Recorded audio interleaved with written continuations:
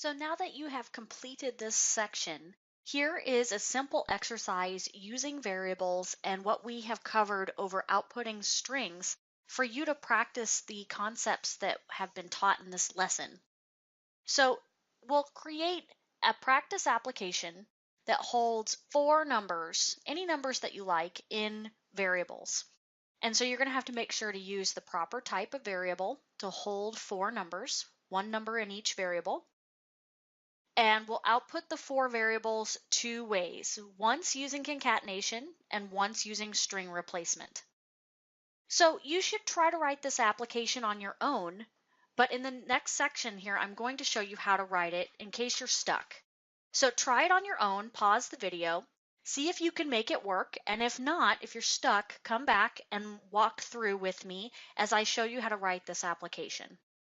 So to get started, I'll come into Visual Studio and create a new project. And I'm going to create my 4 variables, and they're going to be integers since we're holding numerical values. So I'm going to have number 1, and I'm just going to put any numbers in here that I want. Number 2,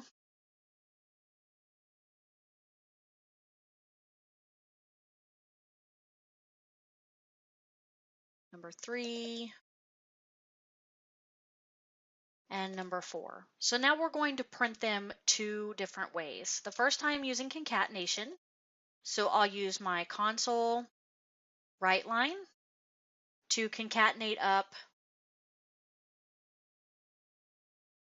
my 4 numbers. So I'll have number num1 and num2 and num3 and num4. The second way is using string replacement. So I'm going to use another console write line statement, and I'm going to put my first replacement, my second replacement, my third replacement, and my fourth replacement. And then after the comma, I put my 4 variables. Now, if I wanted to concatenate spaces in here, I can do that by just creating an empty string and putting that in between each one.